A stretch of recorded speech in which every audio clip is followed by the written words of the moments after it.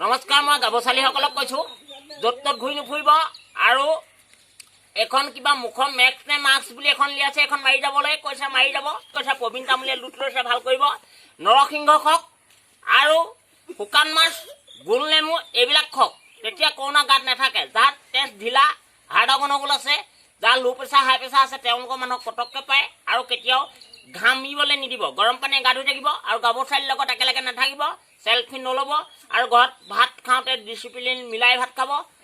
ঢেকীয়া খওক, কচু খওক আৰু পঞ্জাৱ চাউল দিছে, তাকে নিমখ জলকীয়া হ'লেও খাই পেট পাই থওক। আৰু মানুহ যিমানখিনি অসমত দৰিদ্ৰ সীমা আছে, এই মানুহখিনিক চৰকাৰে লুট লওক। যদি ল'ব নোৱাৰে, প্ৰবীণ তামুলীলে চৰকাৰখন গাঠন কৰি দিয়ক। তেতিয়া মই 114 দিনত অসমখনৰ চৰকাৰ মই ইলেকশ্যন আকৌ নতুনকৈ পাতিম। তেতিয়া সকলোৱে ৰাইজে মোক জয়ধ্বনি দিব আৰু প্ৰবীণ তামুলী ইলেকশ্যন খেলিলে অসমখন ধুনীয়া হ'ব। প্ৰতিজন দুখীয়া মানুহে চাকৰি পাব, কোনোবা গাভচালী দৰা যাবলৈ গাড়ী পাব, কাঠমাল ফ্ৰী পাব আৰু প্ৰতিজন ডেকালক আমি এবিঘা মাটি ৰুবৰ কাৰণে কদম পুলি, সাঁচি পুলি আৰু সকলো আমি দিয়া অনুদান হিচাপে দিয়া হ'ব।